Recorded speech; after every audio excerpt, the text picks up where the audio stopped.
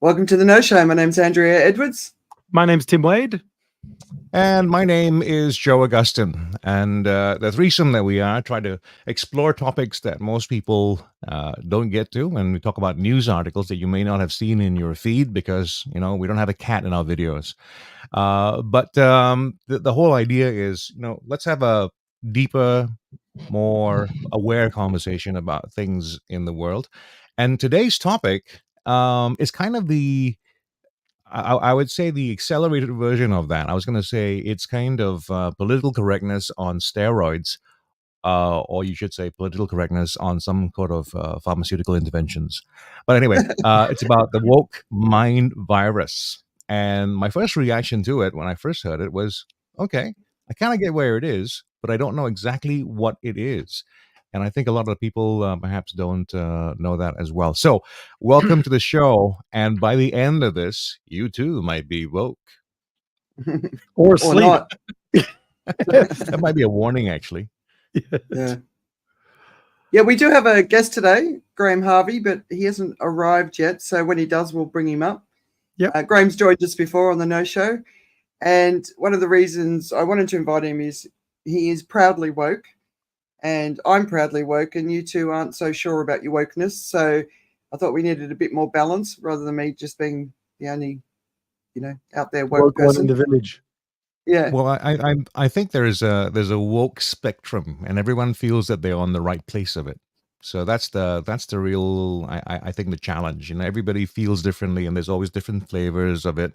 But most people identify feel with where they are is right, where they are is just right, or is it's too much or whatever. So that's the issue.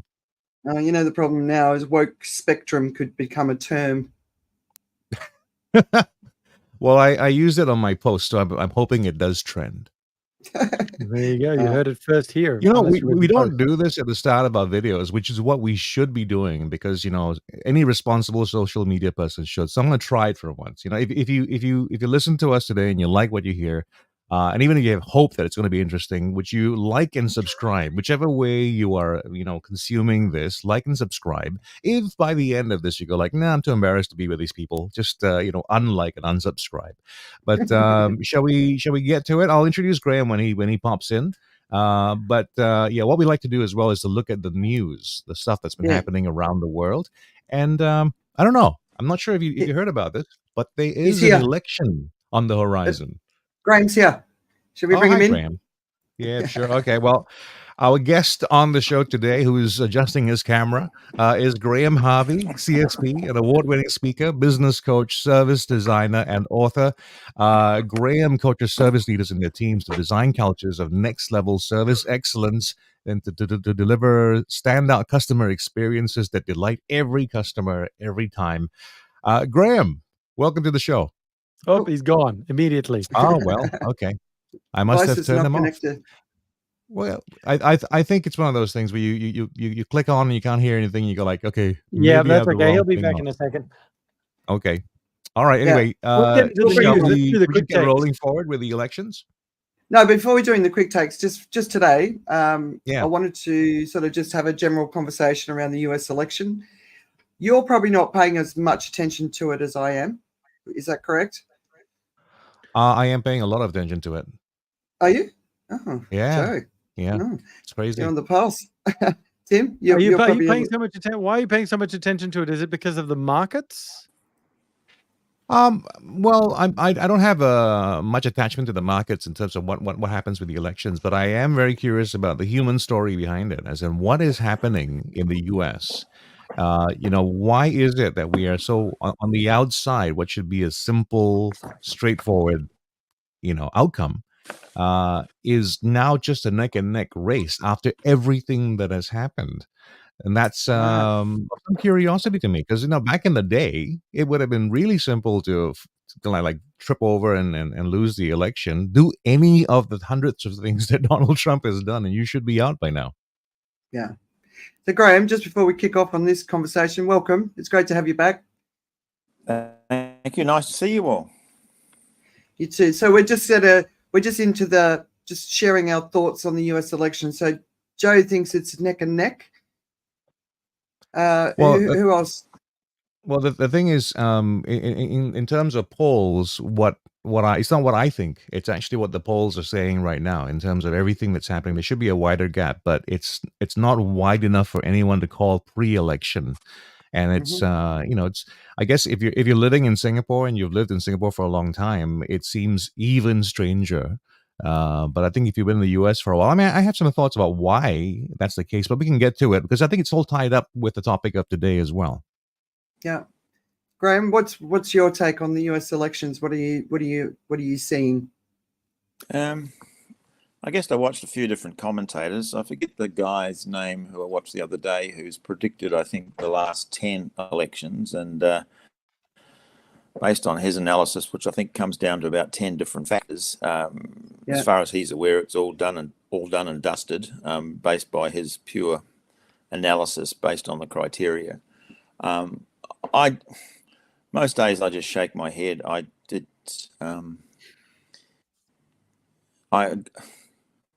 just can't see how anyone with any level of sanity can vote for Trump, as you just said, Joe, based on his track record. But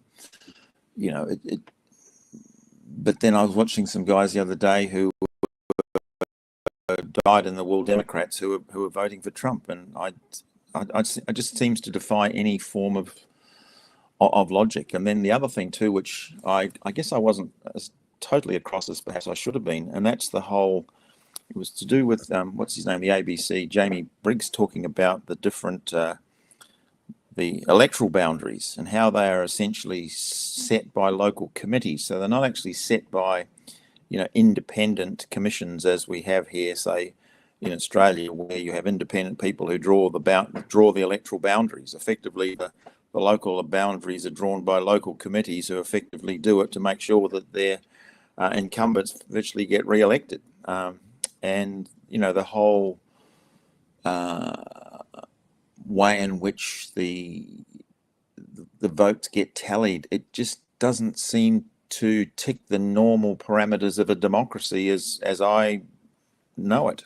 I think so. So sometimes I shake my head because I don't know. There's something seems to be fundamentally wrong with the basic structure of their democracy.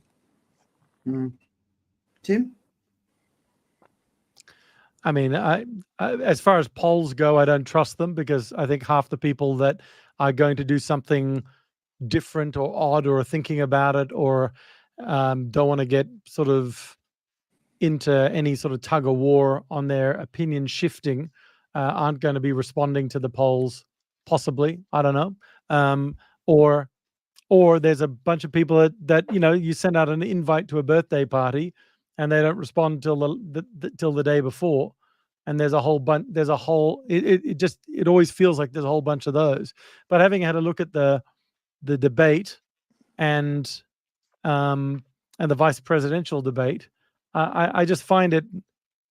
I find it very. I find it very entertaining and very odd, and I agree with Graham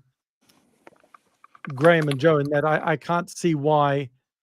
I can't see why anyone would go there again, except for possibly the stock market, and so that's the only reason why I think people might vote him in. But other than that, and I could see why people are also angry at the fact that it sort of automatically went to Kamala without any sort of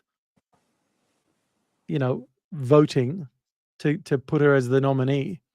And I understand the machinations of that with regards to funding and things like that. But I just, I hear Graham saying something seems fundamentally broken, and it just the whole time I just feel like I'm sitting in the Roman Empire and I'm watching it crumble. That it just feels like that. I felt like that since 2016. Yeah. By the way, I want to make it clear that I do see why they're going that way. I'm actually not on the side that says that that I don't see why. It's actually because what I do is I do crazy things like hang out in MAGA chat rooms. I've spoken to African American MAGA supporters. I've spoken to Hispanic supporters as well. I've been in their channels. I've been chatting with them. I understand it, and I understand why some Democrats as well feel that he's a viable alternative. All right, so yeah, I'm going to give it very different. Oh, sorry, Graham, you want to say something? just one quickly. You said, Tim, about the stock market, but under Biden, the stock market hit an all-time high last night. Economics, there's no argument. But I don't know whether that's Biden's policies necessarily or AI just going nuts all of a sudden. So and Trump did have to deal with a sort of the bottom falling out with COVID, although they did do the print money strategy, which is always going to blow up in somebody's face.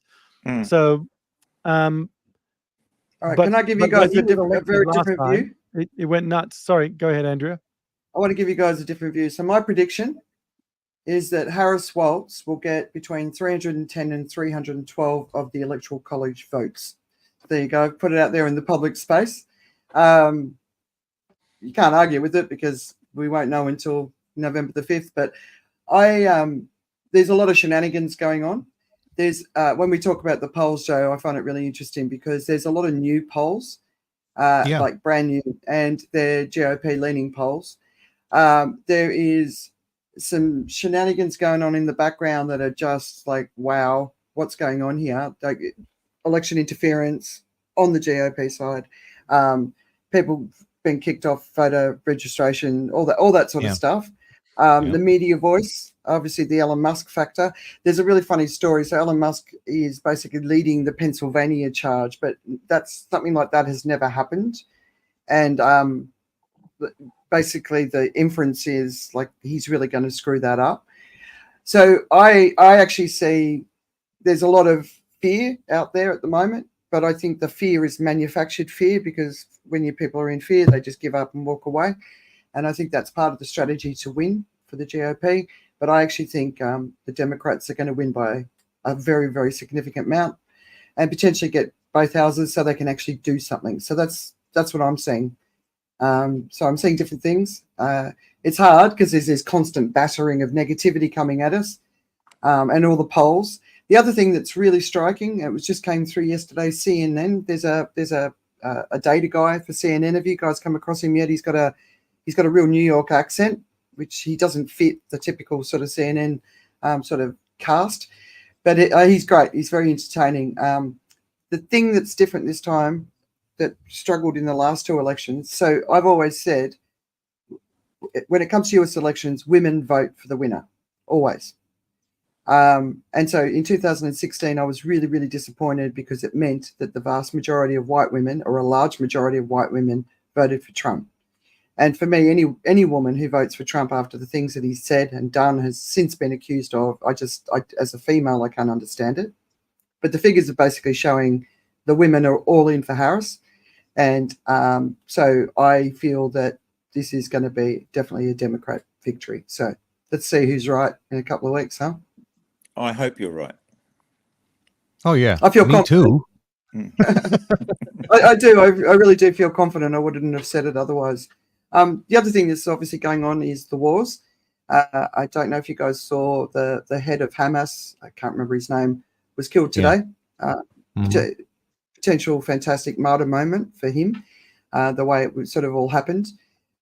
Netanyahu said it's not the end, but it's the beginning of the end now that this guy's been taken out. And of course, we're seeing over in Ukraine, Zelensky basically is saying the West either supports us or we're going to have to go nuclear to protect ourselves. So that's a potential escalation. And obviously, if Trump wins, that's a big issue when it comes to Ukraine and their sovereignty.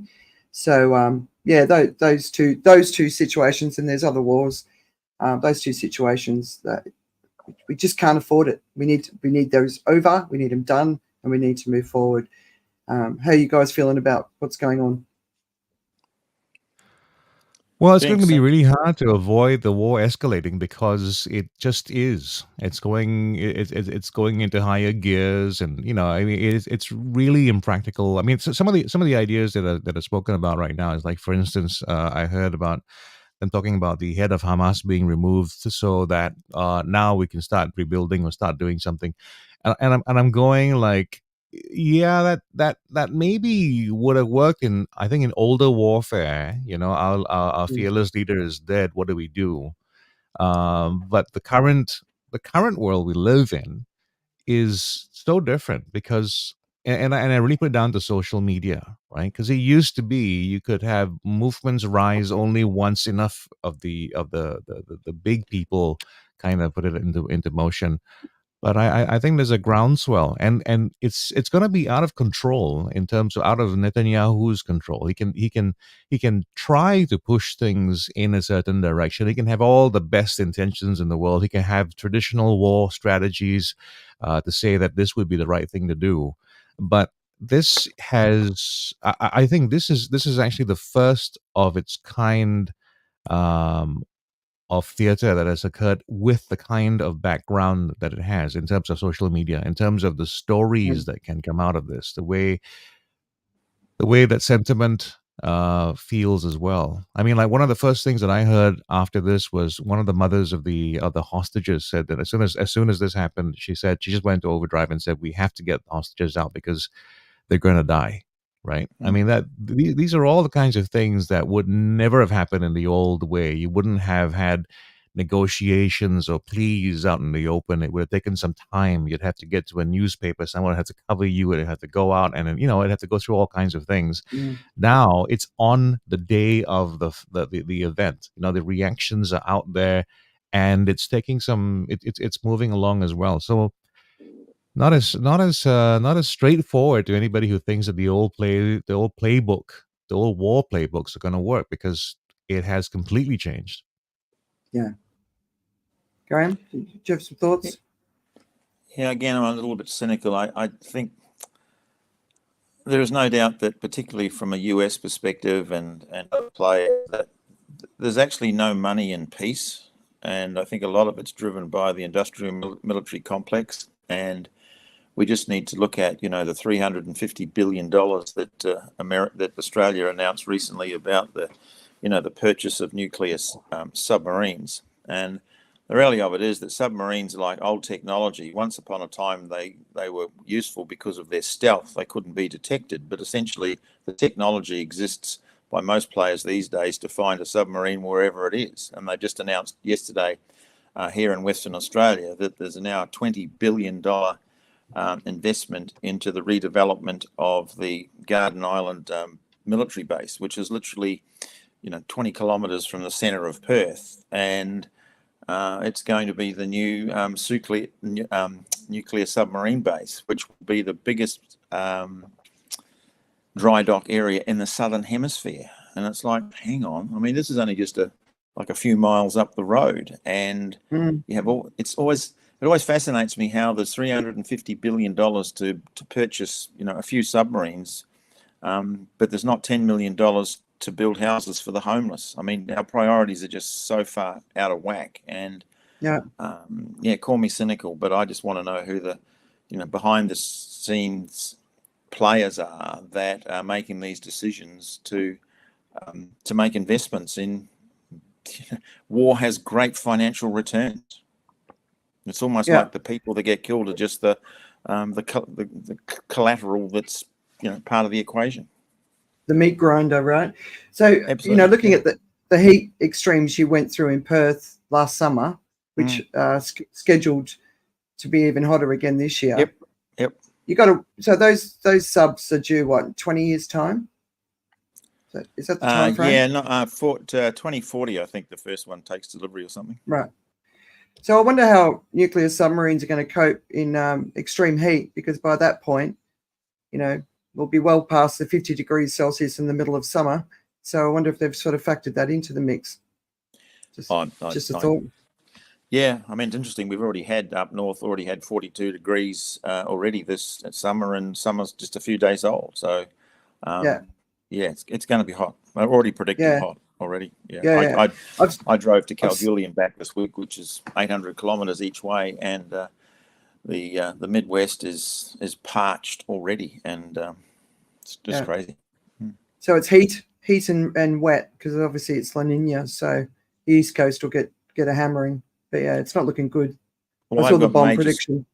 major storms predicted today and tomorrow. And it's just Right. these localized storms that are so ferocious in their intensity. Yeah. Well, yeah, I don't know if you're seeing France getting flooded today.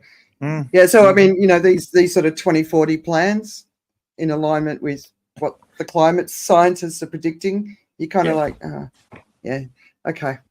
Should we get into unless Tim, unless you want to jump in? Nah, it's all right. Let's do quick takes. All right, Joe.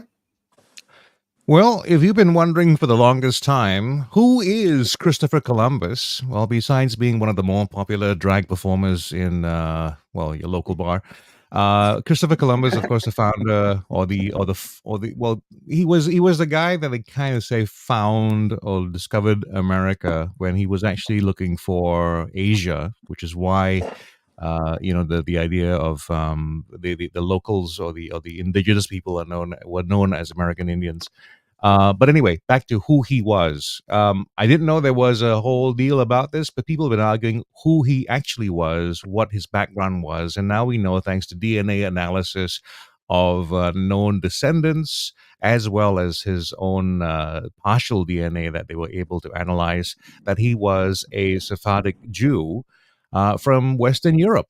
Now, what does Sephardic mean? Well, he was from Spain, and this was at a time when the Catholics were pushing really hard for anyone who wasn't Catholic to become Catholics. The Muslims and Jews were pressured into becoming Catholics, and I think at the time they were either to convert to Catholic faith or to leave the country. I guess in a way he left the country. He hasn't left much of a legacy, though. I mean, he used to be celebrated a lot more, but based on everything else that he did, I think it's interesting. I think the U.S. I can't remember the name of the holiday, but at the same time as being Columbus Day, there is a day that is put aside now to recognize some kind of racial atrocities. So. That's who he is. So we know who he is now, and then we can argue on all the other important things in life now. Yeah. Good. So here's a story that I really admire. So in Ukraine, a group of female soldiers call themselves the Witches of Bucha. I can see that as a Hollywood film in the future. Totally. Anyway, they're a volunteer air defense unit who are helping to protect Ukraine's skies, because obviously more and more men are being sent to the front lines now. So their role is to shoot down drones, and they work in the middle of the night, and during the day they're doctors and teachers and all sorts of other things. And a lot of them say in this piece that it's really helping them to overcome the powerlessness that they felt when the Russians basically took over the Bucha region at the beginning of the war. So the leader of this force is a man, of course, and he said about the women, at first it was like a joke. There wasn't much trust in them in the armed forces, but that has really changed. So, as we say in the trenches, you go, girls. Tim? Yeah, nice. Well, this next story, I'm sure our friend Everest legend David Lim, I'm sure he appreciated it. The remains of Andrew Sandy Irvine, 100 years after the mountaineer vanished with George Mallory, is believed to have been found on Everest. The discovery made by a National Geographic team found a boot melting out of the ice, and on the sock, there's a red label that has A.C. Irvine stitched into it. Irvine and Mallory were last seen on June the 8th, 1924, while attempting to become the first people to reach the top of the world's highest peak. We still don't know if they succeeded, but if Irvine and Mallory did, their feat would come some 29 years before Tenzing Norgay and Edmund Hillary finally reached the top of Everest. It's kind of history sticking out of the ice at the moment. A lot of it. Two observations. Being a Kiwi, we'd have to write the Kiwi history books in terms of Hillary being the first. Right. Secondly, interesting, based on you, Andrew, with heat. Obviously, the heat's happening on Everest as well. To have a boot that's suddenly melting out of the snow, so Everest is not immune to climate change either. Oh, certainly isn't. So, in terms of my stuff, it's this big news about the what's his name, Mark Milley, who's the U.S. Army General that Donald Trump appointed as the chairman of the Joint Chiefs of Staff. Who says the current Republican presidential nominee is a fascist to the core, and says that no person has ever pose more of a danger to the United States than the man who served as the 45th president. And this has basically all come out with Bob Woodward's new book on war, and he's not the only one. There have been a number of letters that have appeared. There was a group of about 10 past generals that also came out with similar comments about the untrustworthiness of Trump, because obviously they were still in the forces when he was president last time. So interesting to see those people are coming out as well. Isn't that amazing? Isn't that amazing how the book got released at this time of year? He's One done a could couple say the this year, same doesn't about he? Melania's book, yes. Oh, yeah. Yeah. All right, Joe, the lies that killed. Yeah, we're getting more into the news right now, but here's a piece that is by the Intellectualist. It reflects the thoughts of quite a few people, I've heard over time as well. It speaks about how Fox News and right-wing leaders betrayed America during the pandemic. So what happens? What essentially happened is, over time in America, news became a commercial product, and news was allowed to thrive in that way. They could make money with the news. That eventually led to news serving audiences. And for Fox, they chose a side. They were going to serve, conservative America, older America as well. That was their target audience. And they found over time that the best way to do this is anger and fear. And things that basically serve those purposes made the news. So the pandemic was one of those things that brought up a lot of that. There was a lot of fear, a lot of argument about information. And actually, one of the things that I think makes America great, but also weak, is this whole idea of free speech. You need to be able to say anything and everything that you want to say, because what you believe is your truth and everyone must hear it, right? So during the pandemic, Fox News actually chose a line where they talked about, they curated their news. They were not as in line with what was being put out by the Biden administration, and actually pretty much the rest of the world. They were carrying ideas and things that were really just, you'd have to flag them as fake news nowadays if you put it on social media, but that's the way it is. But just pointing out, Joe, it wasn't yeah. the Biden administration, it was the Trump administration. Well, it was, yes, as well. It's in both. There's been, since then, there've been lots of problems as well, right? And it's in like, it happened at crossover, and there's still a push that happened after that time as well. So yes, it began with Trump, but then into Biden's administration. But it's what Fox did in response to that. Now, what also was very dangerous about the whole thing was how the right-wing leaders, were trying to serve the same audience. So if you look at the target audience of Fox and the target audience of the GOP, they're pretty similar, because in terms of a base, that famous 30% that's keeping them in power, a lot of them are in that Fox camp. So the leaders actually began to take on more of the ideas that were being spoken about. The most, of course, prominent of which was Donald Trump, where you could hear something on Fox News discussed on Fox News, or perhaps one of the right-wing media the night before, and the next morning it would be spoken about. Right, famously, I can't remember the name of the thing, but we can add Clorox into that as well. I think one of the ideas that you can use that to protect yourself against the virus. Anyway, so what happened was a lot of decisions were hampered because of that sense of we don't know what we're doing, or we don't have an idea what we're doing. So things that could have been done quickly and decisively were not done. All of it made people feel good, but there was a real price for it. So now, I recently read something about the cost of the delay, just the delay in terms of implementing the things at the start of the pandemic in the U.S. And it's a human cost. I think they said that about 160,000 lives could have been. It's more than that, but 160,000 lives could have been saved just by implementing some of the stuff quicker. Just saying, okay, we're gonna get into this right away, instead of just stepping back saying we don't know. And Fox and some of the other right wing media as well were responsible for that, because it was kind of a cycle. You would hear it from one of the commentators, you would hear it from their own people, you would hear it from the president, you would hear it from some of the new right wing leaders that were getting some popularity because of that. And so that went round and round in a kind of a circle. And it basically made it very difficult for any kind of scientifically based opinions to just go right ahead. So, yeah. So this is the you can look out for it. The Intellectualist. It's a longer article. It's a deeper take on this. But that's essentially what it was. It talks about how Fox and right wing leaders betrayed America during the pandemic.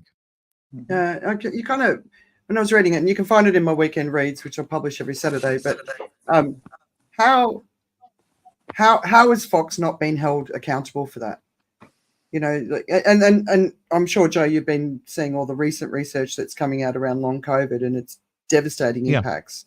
And obviously, America's going to be having that impact much more than everywhere else, and places like the UK, because there's just so much COVID in their societies. But you look at the devastating impacts on young people, on children, babies in utero whose mother had COVID, and just young people dying of cancer and heart attacks, older people, dementia, pancreatitis. I mean, the list is endless. And I remember when we were talking about it when we first started the show, it's humanity's ability to mess with a virus, not taking a virus seriously. That was just, to me, it was, at the time, it was crazy. And when I read all the research, I'm like, well, of course, that's where we are. I think the Chinese, even though most people would say what they did was draconian, their scientists seem to have an understanding of what was going on with this virus and its potential to do harm. The links to HIV. There's so much to it, and we were arrogant about a virus, and I'm still dumbfounded that we ever got there. Well, I think in terms of what we can be relied on as a race, as a hubris, right? Our sense that we kind of know what we're going to do, we can handle this until we don't.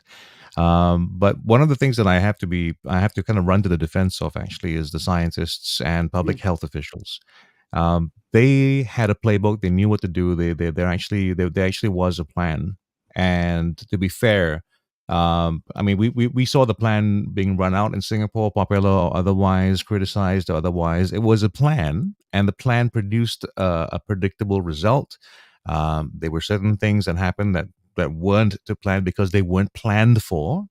But in the U.S., they had a different situation. They had a president that that basically had dismantled, was trying to dismantle the pandemic response team. In fact, I think they literally got rid of the pandemic response team, pre-pandemic, right? Yes, I they mean, did. along with FEMA, I mean, what are the best ideas you have, right? I mean, save costs, sure, but that's basically what happened. So it's scientists were screaming out.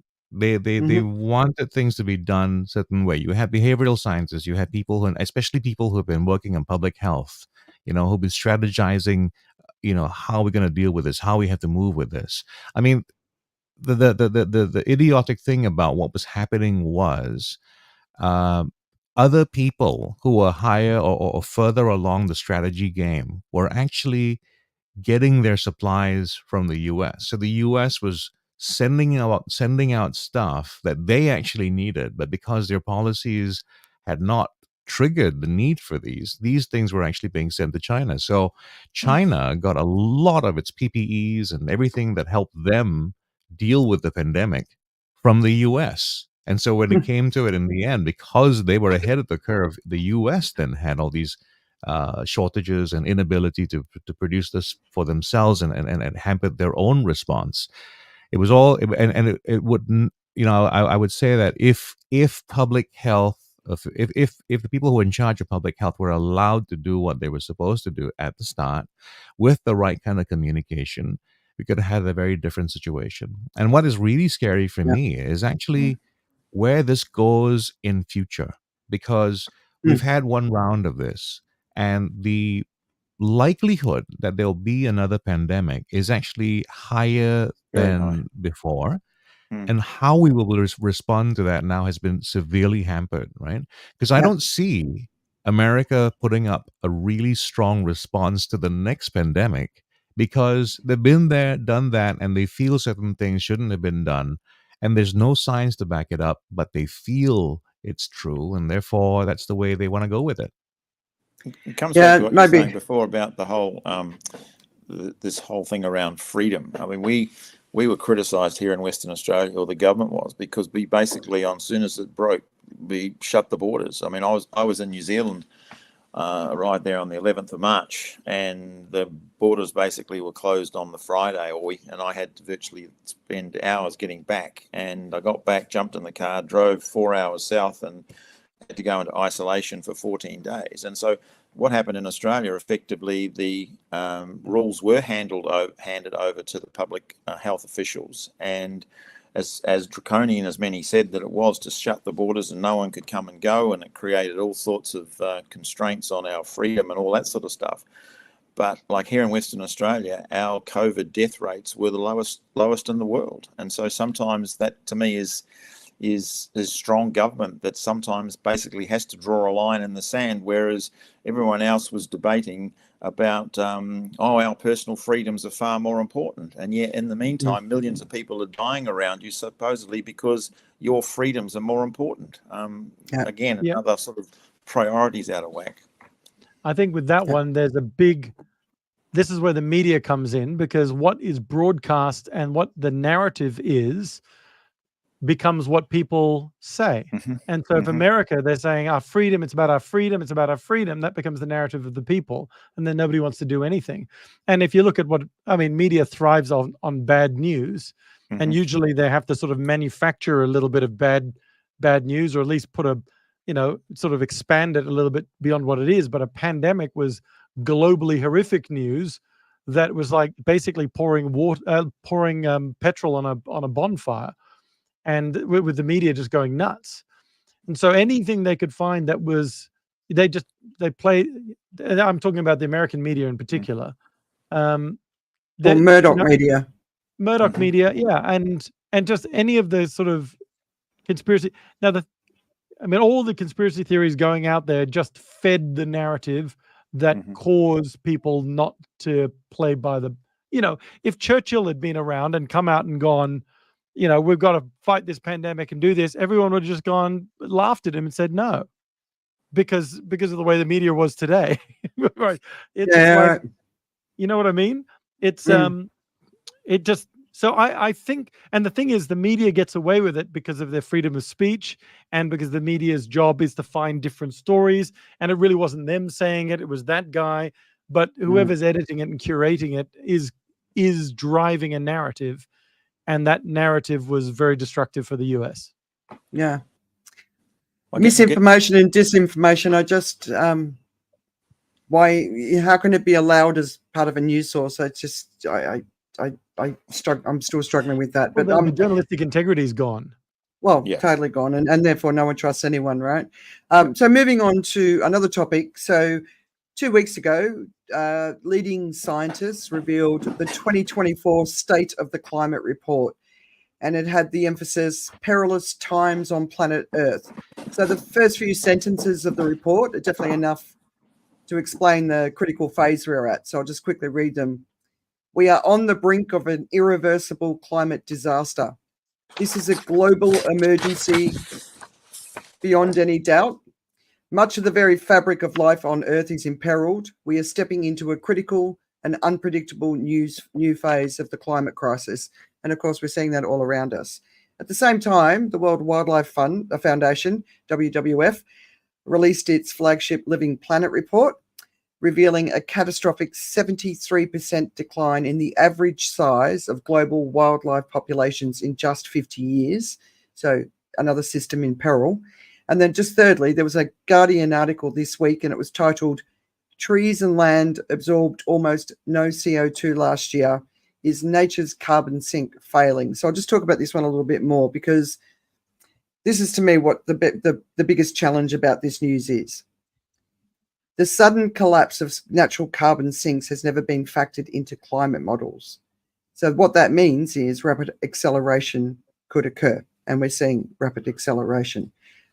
Johan Rockström, who's the director of the Potsdam Institute, and you might know him as the lead author of the 9 Planetary Boundaries, said, "We are seeing cracks in the resilience of the Earth's systems. We're seeing massive cracks on land. Terrestrial ecosystems are losing their carbon store and carbon uptake capacity, but the oceans are also showing signs of instability. None of the models have this factored in." So basically, what climate scientists can do pretty easily is measure our pollution and our emissions, but what they can't measure effectively yet, because there's just the sheer number and the complexity of the processes, is how the natural world sequesters carbon, right? So the climate scientists are worried about climate change, not because of the things that are in the models, but the knowledge that the models are missing certain things. So that's something I've talked about before. At least 118 countries are relying on the land to meet their climate targets. So what that means is they're not doing the other things that could also help them meet their climate targets because the land is going to do it for them. But the reality is it isn't, or they're not sure anymore that it is, right? So this is a really important thing. So I've always said, when you look at the climate story, you've got to look at what we know, but you've also got to go down to what we don't know. And what we don't know is huge. Like, there's so much that's going on in Antarctica and we don't know. Soil is one of the biggest sequesters of carbon, but as soon as you dig soil up, it releases carbon. So before we left Phuket, I'd be driving around and I'd just see these huge swathes of land where they chopped all the trees down, dug up all the dirt, and they're ready to build the latest villa complex, right? That earth has released all of the carbon that was stored in it. And we're seeing that all over the earth. We're not paying attention to it. So, but what we don't know is actually, like, when people say to me, "Why is it accelerating?" It's like, because what we don't know is happening too, and that's where the problem is. So this is a really big issue in the last couple of weeks. This year has been horrendous. It's the first full year that will probably be above 1.5 warming. Do you guys know that? So basically, in 9 years, if it's still above 1.5, we're past 1.5 threshold, but it's the first full year that will be past it. So it's not looking good. It's not looking good at all. How do they measure that the trees and the land haven't done their job? Because it could have been the oceans. I mean, I don't get it. Obviously, I'm not sure how they do the actual scientific bit of that, but just look at the amount of forest fires that are going on in the Amazon, the Panasol region, both in Brazil and in South America, the Canadian fires, the Siberian fires. The amount of emissions just from those fires is a country's worth of emissions. And then the other one, I remember doing a piece on offsetting your emissions. Strangely enough, my solution was planting trees, but if they're all burning, it's not going to be great. But but it was about 75% was being sequestered by the oceans, and particularly plankton was involved. Pardon? Yeah, 90%. 90%. So it would be interesting to see what the plankton numbers are like. Yeah, so that's suffering too. Like, so it's all suffering. So the plankton basically sequesters the carbon and it drops down to the bottom of the ocean. So that's an issue. There's all these different pieces. That are happening. Taking all the krill out of the ocean. Krill poo is full of carbon and it's dropping to the ocean, but they're taking it all out. It's actually worth more in the ocean, and it's good for the whales. It's worth more in the ocean than as supplements for us. So there's all this stupid stuff going on. It's really crazy what we're doing to ourselves. Well, I'm running out of ways to explain how bad this is. And in fact, that's the title of the next piece, which is a piece in The Atlantic. I'm running out of ways to explain how bad this is. I think we've all noticed the crazy mis and disinformation going on in the US in recent weeks, especially around the hurricanes. Have you been across that? The hurricanes? It's dangerous. The first line in this particular article is, "What's happening in America today is something darker than a misinformation crisis." And then it starts with, "The truth is, it's getting harder to describe the extent to which a meaningful percentage of Americans have disassociated from reality. And this is the article saying, as Hurricane Milton churned across the Gulf of Mexico last night, I saw an onslaught of outright conspiracy theorizing and utter nonsense racking up millions of views across the internet. The posts would be laughable if they weren't taken by many people as gospel.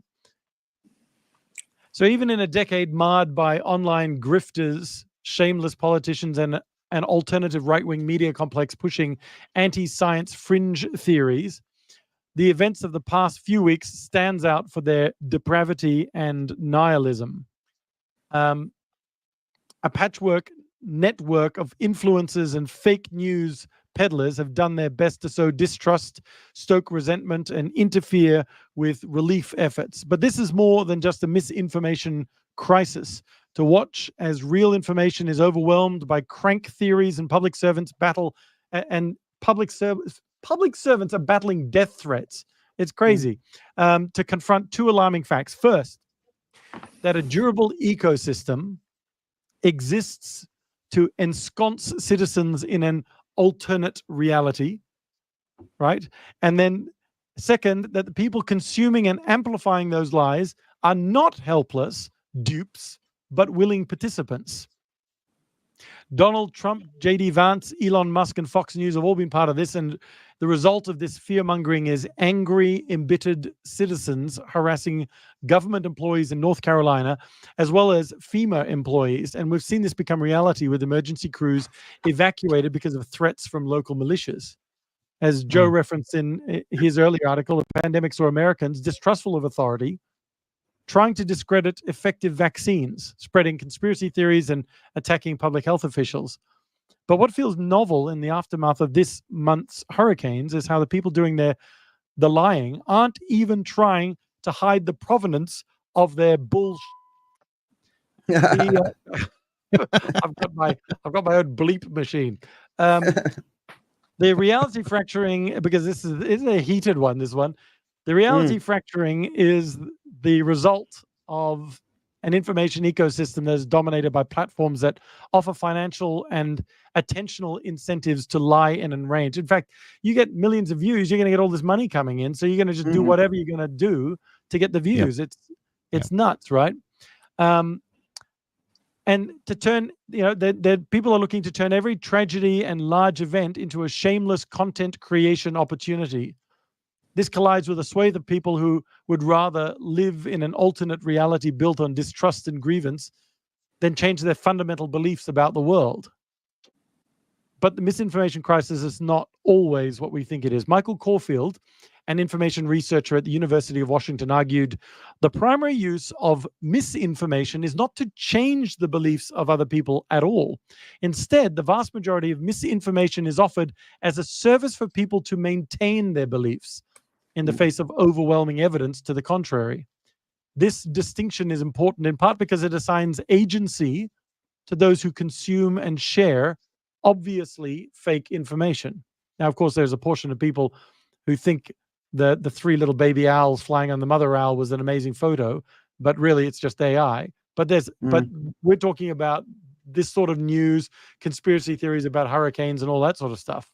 What we're witnessing online during and in the aftermath of these hurricanes is a group of people desperate to protect the dark, fictitious world they've built, rather than deal with the realities of a warming planet hurling once-in-a-generation storms at them every few weeks. They'd rather malign and threaten meteorologists, who in their mind are, quote, this is from an ex-user, nothing but a trained subversive liar. They're saying the meteorologist is nothing but a trained subversive liar programmed to spew stupid to support the global warming bullshit. I mean, honestly, they're not trusting a meteorologist whose job is to tell you the weather and what's going wrong. But anyway, their efforts are doomed futile. As one dispirited meteorologist wrote on X this week, murdering meteorologists won't stop hurricanes. And she followed with, I just can't believe I had to type that. This is a cultural assault on any person or institution that operates in reality. If you're a weather person, you're a target. Same goes for journalists, election workers, scientists, doctors, and first responders. These jobs are different, but the thing they share is that they all must attend to and describe the world as it is. This makes them dangerous to people who cannot abide by the agonizing constraints of reality, as well as those who have financial and political interests in keeping up the charade. In one sense, these attacks and their increased desperation make sense. The world feels dark for many people. It's tempting, and for many people, it's tempting to meet that with a retreat into the delusion that they've got everything figured out, that the powers that have, must have conspired against them directly. But in turning away, they exacerbate a crisis that has characterized the Trump era, one that will reverberate to election day and beyond. Americans are divided not just by political beliefs, but by whether they believe in a shared reality or desire one at all. Yeah, but you can see this around the world too. It's not just America, right? I mean, I think America's the most extreme. We saw a lot of it in Australia. We see a lot of it in the UK. I don't really see that sort of stuff in Asia. I don't know if you guys have seen any of that in Asia, but there seems to be more of a consensus sort of building sort of cultures in this part of the region. But you kind of, when I was watching that play out, I mean, you can't ignore a hurricane. Like, I mean, how is that? There's How is that there's the government? And then apparently the government can create hurricanes. Yeah, and I was like, Pat. I was like, but I thought climate change wasn't real. So the deniers, so it was kind of like it's a real loop, and you try and get into their heads, and you just say, how do people think this? How do they believe this? What that reality that they exist in just doesn't make any sense to me. And I've had conversations with people who have very strange beliefs, which I'm very happy to have. But I still struggle. Like, I really struggle with how people can, like, something right in our face. There's no denying what's right in our face, and they still can. And what does that mean? And how are we going to deal with what we need to deal with and does it take away any hope that we're going to be able to overcome the challenges that we face? That's the big issue for me. Yeah, so this is for me. I think the problem is one of taking reality for granted. Now, stay with me for a while. I mean, no one should have to say the sky is blue, the oceans are wet, whatever. No one should have to say all the things that are patently true or we feel are patently true. But what happens is what's happened in America particularly is you have I would say an audience that has managed to be largely uninformed about a number of things in the world because things have just been taken for granted. This is just the way things are, but no one's actually explained something. So if I were to enter that kind of a world and suddenly I talk about something and I give you some kind of a motive or a reason of how this could happen or that could happen, whatever it is, and if it's the first time you've had that discussion, you're going to be easily led down that path. So the problem that I see, which is something that I'm trying to work on in the world actually, is better science communication. We need people to be able to go out there and talk about how the world actually works, why things actually are happening, before they start actually happening. So over communicating the things that are basically that we literally take for granted, and we've got to be aware enough to go like, no, it's not to be expected that people are just going to follow your whims and say, okay, yeah, the institution is saying this, therefore I should believe you. The institution needs to invest, when there's nothing to dispute, they need to invest in making themselves more credible. They need to be, spending that time. What happens generally is that institutions are set up. The assumption is that we believe in them, and so it is they're instantly authorities, and they don't have to spend time establishing or reestablishing their authority. And so when it comes to it, they're actually quite shaky because I mean, I think you've all been there in a situation where, for instance, during a meeting with relatives or whatever it is, you get together and you realize that, I don't know who this person is. I never heard them before, but you realize that there's somebody pretty senior in the family, and we're supposed to listen to them, but they don't have much credibility with us because we haven't thought much about it. We haven't seen them before. They haven't spent any time trying to let us know who they are. Now we're supposed to follow their advice. I think that's an Asian perspective, right? Because well, I was going to mention this thing about individualism versus the sort of community focus over in Asia, where it's very family related and relational. And I was doing a medical ethics class early in the week, and one of the slides at the beginning had talking about elements of the medical ethics was talking about individuals. We are individuals in community, and that's what human beings are. We are individuals in community. So the whole idea of individualism and sovereign Karen saying, it's all about me and my rights, has a fundamental problem because of the community nature of where that individual is located. And so, and the comment that was in the lecture that I thought is really interesting was about the language of rights is insufficient to describe the complex relationship between individuals and community. And so what we're seeing is people exercising their right to lie or freedom of speech or to earn money on the internet at the cost of truth or other people's rights. Other people, I mean, the community, right? The community's rights. Yeah. And so that's what I find. Yeah, it's like that's what I find really. Community. I just want the community's money to come to me. Yeah, exactly. Yeah. Hey, I'm wondering because I've got to jump off in 20 minutes. Graham, would you mind if we jumped past this one and just got into the woke mind virus theme? Is that all right? Not a problem me at all. Yeah. Cool. Oh, cool.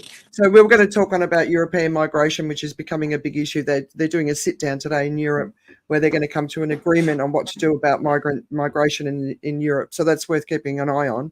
But the theme today is the woke mind virus. And when I proposed it to Tim and Joe, they said we're at risk of getting cancelled for even discussing it. And to me, it's just crazy, right? That come on, we've got to be able to talk about it. But before we talk about it, I wanted to. I cancelled Joe. I wanted to give you a definition. So it goes back to the early 1930s, and there's a song by a guy called Lead Belly, Scottsboro Boys.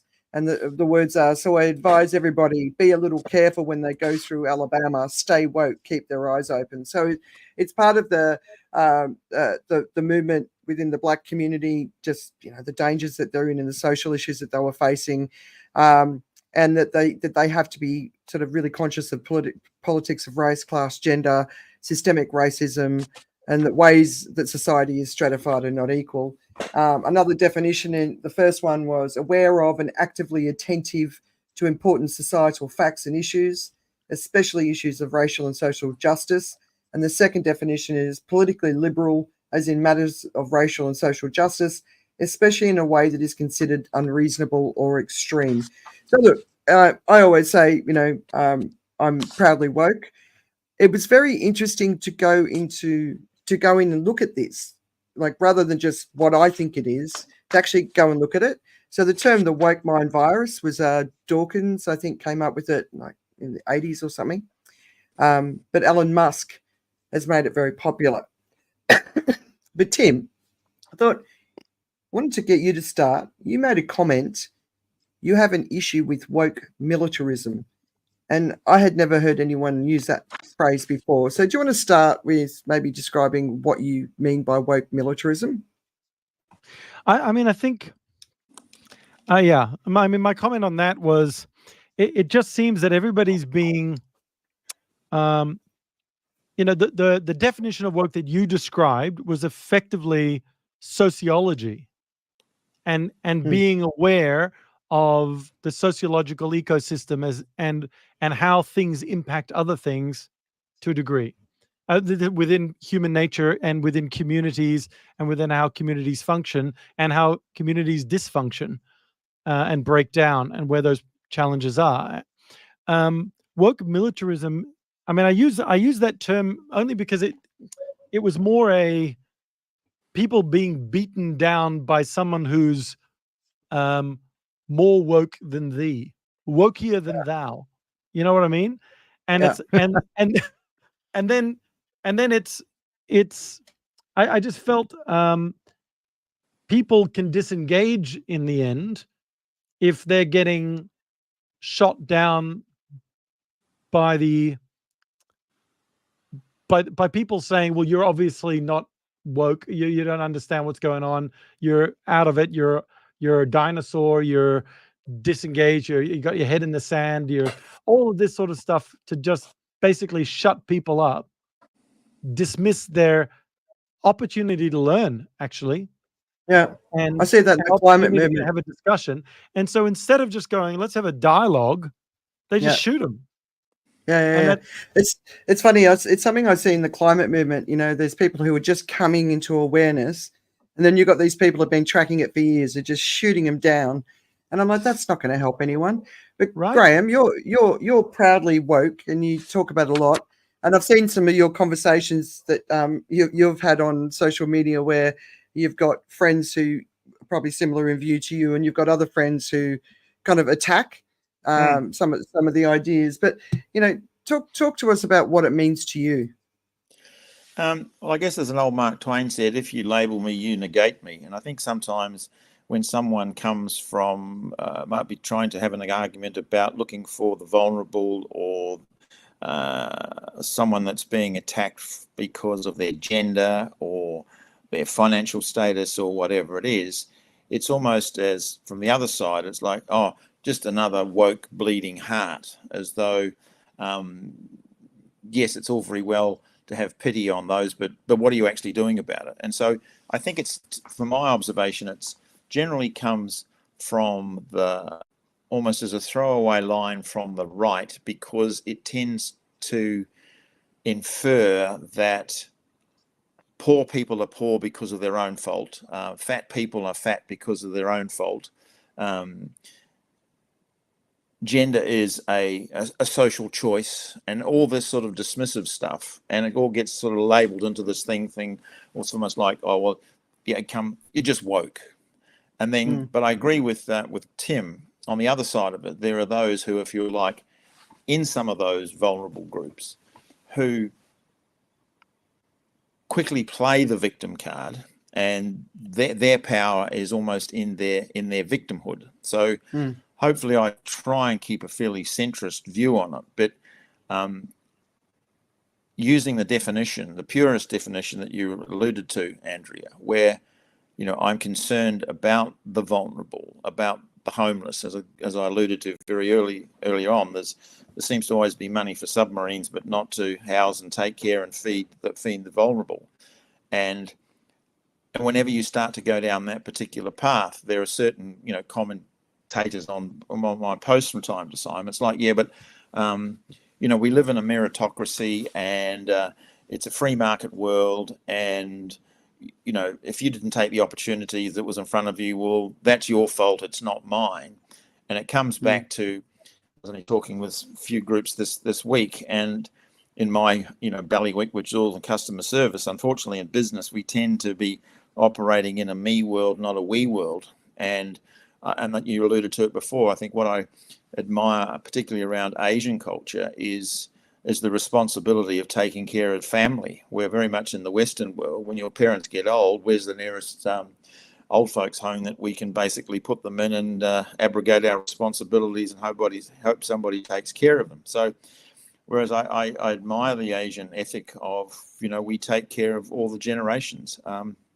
But to have that almost discussion in Australia, if you start having about that, oh, it's like you get accused of being woke because you're caring about the other peoples in your society. So I think it's just become, for many people, it's a bit almost that misinformation stuff. It's what they believe. If someone accuses you of being woke, it's almost their way of they use it as a form of attack rather than understanding of, no, I'm coming from a position, hopefully, of heart, of caring for those that are around me. And often I'll say to some people, you know, when was the last time you stopped to buy a homeless person a cup of coffee on the street? I'm saying, well, why would I do that? Well, why would you not give help to another human being who's down on their luck? Oh, yeah, but people who are on welfare, they're all bludgers and they don't want to get a job and they don't want to work. It's like, yeah, there may be 1 or 2%, but 98% of people aren't poor out of choice. Yeah, it's recognizing, you know, we don't all get the same opportunities with education or healthcare or parents or communities or societies. You know, there's so many things, you know, and then you've got wealthy people, you know, who with that attitude. That's the thing that I struggle with too, Graham. It's like, it's compassion, you know, and I want to live in a world where where that's a priority, where we're taking care of everyone in our community as a priority. You know, people look at drug addicts and they don't want to address it. They're just like, losers, let them die. That sort of attitude. Well, but why don't we build a society where we can help those people overcome it? Because nobody goes down that path because they've started from a really great place and had great opportunities. They're going down that path because something traumatic has happened to them in their lives, right? Yeah, I was reading an article the other day about the place in Scandinavia where there are no homeless people because collectively they have taken care of the homeless and they've built communities where the homeless can go if they don't have a roof over their head tonight. And it's the same thing. Their education is free. Whereas now you have a situation, there's a new poor in Australia, you know, where kids are leaving with a university degree and $100,000 plus HEX debt university fee. They can't get money to buy a home because they are deemed to be financial risks because of the debts imposed by the government for them to get an education, you know. Whereas when I first went to university, and this is the crazy thing, most of the politicians in Canberra all went to university at a time when tertiary degrees were free. Yeah. And then they say, well, it's your fault, you're poor. Yeah, exactly. My second year of uni is when the HEX started. Joe, what do you think? Well, I think this is about that's why I talk about in terms of the spectrum, right? There is a spectrum, and then the labels we get, and what the labels mean to each other on the different ends of the spectrum, or in different areas of the spectrum. So, I was going to come up with an analogy which was supposed to make it easier, but I realized if I bring up religion, it's probably going to make it even worse. You know, like, I don't think anyone really has problems with the basic ideas of being woke, to be aware of other people, to care for other human beings, to be, you know, to have all those concerns. I think that what happens is there is the cranked up version of it. There is the arms race of wokeism, right? I mean, the you know, like, I mean, this is not a new thing. It's been around for a long time. It was called political correctness before, but it just got to the point again where you can't say this, you'll have to say this instead. You can't say this, you can say this instead. And you could see documents, you could see all kinds of things getting more and more complicated as we try to make more and more provisions for everyone, so that we had inclusion. And what happened is we kind of overstepped it. We overcranked it, as in, like, you know, one of the phenomena that I like to point out to people, and it's a bit controversial as we start, but when I'm driving in Singapore, and I notice that there's a particular car that's driving in kind of a driving quite erratically, you know, in the traffic, right? And they're not drunk, but there's something sort of strange about it. And I'm not about to say women drivers. I'm actually going to say foreign drivers. We tend to it tends to be, for me, when I see that, I especially when it's a nice bigger car, it tends to be someone from somewhere else in the world. And I was thinking it's a bit me, isn't about it, Joe? You're talking about me. Yeah, sorry, I lent you the car. I got a ticket for it as well.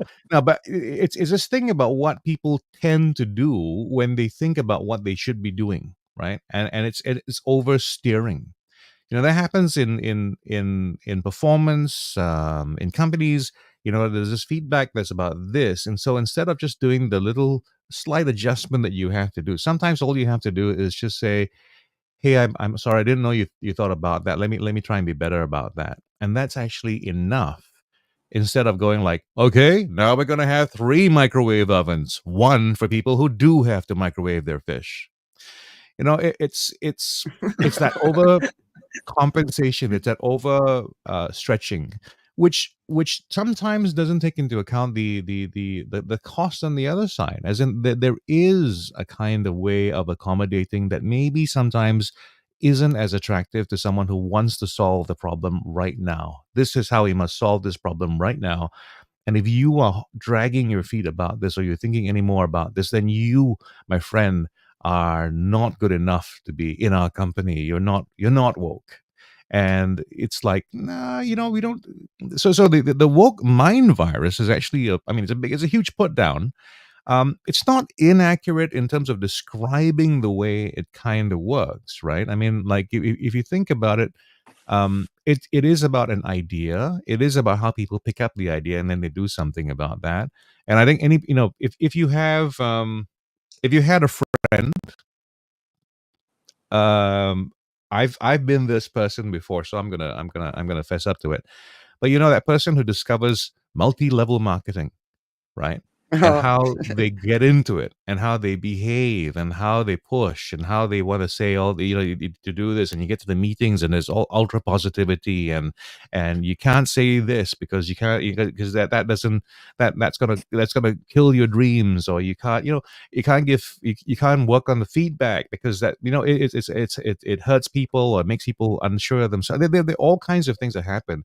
Censorship. And then what happens is there are also people who do it and who do it well, and they're comfortable to be around, and they're friends as well. They come from the same cloth, but someone is doing it too much, to the point where other people who are not in it go like, okay, you guys cool it. But it's not all of them. It's the same way. So there are lots of people who are woke. If you look strictly at what the definition was, so people who are decent human beings who look after their neighbors, they may not go all the way and try and reach out of the community and to try and fix the world, but their world, they're kind of looking at looking out for each other as well. And for someone to come up from the outside and say, you know what, that's not enough. That's the thing that is, I think, is upsetting and spreads and kind of takes people apart. This idea Jack, that, yeah. Could I just jump in, because I've got to jump off in a couple of minutes for the first time ever. I'll be leaving before you guys. To me, woke's almost like feminism. It got to the point where women didn't even want to admit they were feminists, even though they were. And the extreme feminism, you always need the extremes to come back to the middle, I believe. That's because there's kind of a sort of the world moves like that.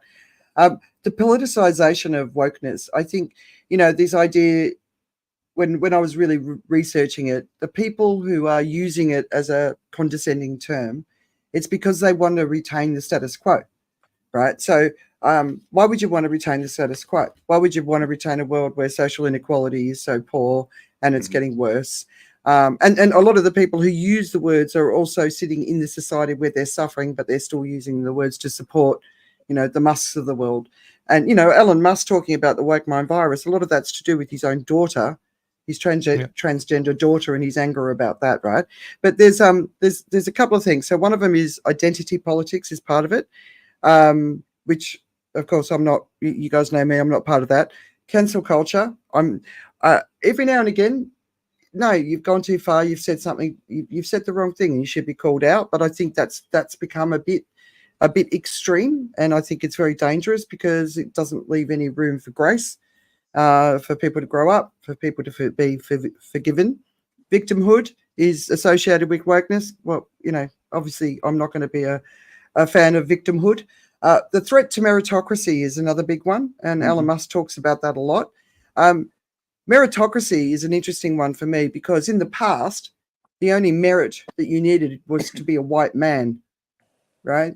A lot of the women, and I've seen a lot of women or DEI sort of placements where the person that's put in the position, so it could be a female or a person of color or a minority group, and they're basically put in to fail. So and they don't have the mentorship and the support in their earlier career to be able to move into that role, but they're put into that role to meet a quota, and I don't agree with that either. It's tokenism. Yeah, exactly, and it just makes a joke of everything. And the other one is obviously language policing, But you know, I think it's on all of us. You know, we talk about some pretty sensitive issues here, and we all really think about how we're going to say what we're going to say to create the smallest amount of offence possible, because we respect people, right? We're not doing it. We're not censoring ourselves. We're being very deeply thoughtful, and I think that's what we all need to be doing. And a lot of the people who are using the wokeness thing, you know, Ron DeSantis, right? He's not deeply thoughtful man. He doesn't even know who he is. He was a Trump wannabe there for a while until that failed him, right? And you know, just the whole show that he put on around the hurricanes. But anyway, so I've got to go. But just one thing quickly before you go, Andrea. But also, you've also got, because of the almost like the social media superstars like the Jordan Petersons of this world. Yeah, suddenly paid by Russia apparently. So they'll put these sort of people up on an altar, and it's almost like anything that they say, I believe in. So you have someone like, we've got this new guy, what's his name, Konstantin Kisin, the guy out of the UK, guy that was born in the USSR, who was on the Diary of a CEO the other day. It's worth watching, and it's like, he's just has this label called woke, and anything that's woke is like contrary to his beliefs, and so I'm just like, just does my head in. So people just, oh, Jordan Peterson says so therefore I agree with everything that Jordan Peterson says, and he sort of is rather disparaging of wokeness at times, so I'll just use the word woke without really getting a true personal understanding of what it means to them and how it aligns with their own personal values. Yeah. Well, Andrea, I'm going to send you off. I'm going to send you off, and you'll have to leave this place in the clumsy hands of some gentleman. We'll see how we break this. Behave yourselves. Try. Well, you know, I mean, look, I think the challenge sometimes is about how we insulate ourselves from ideas, right? And I think when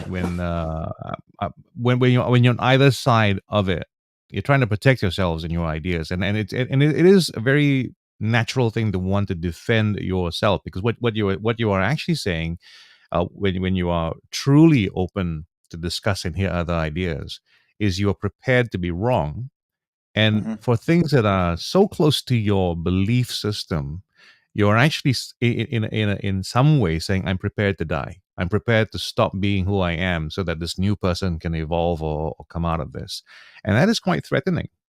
And when both sides tend to be looking at each other that way, that you're either this or that, that's the real challenge. So using a term that comes from the world of woke, I think that can be useful for everyone, is to allow for non-binary ideas in terms of, you know, wokeism, for instance. I mean, there is the most woke person in the world, I believe, is going to choose to save their mother over a stranger.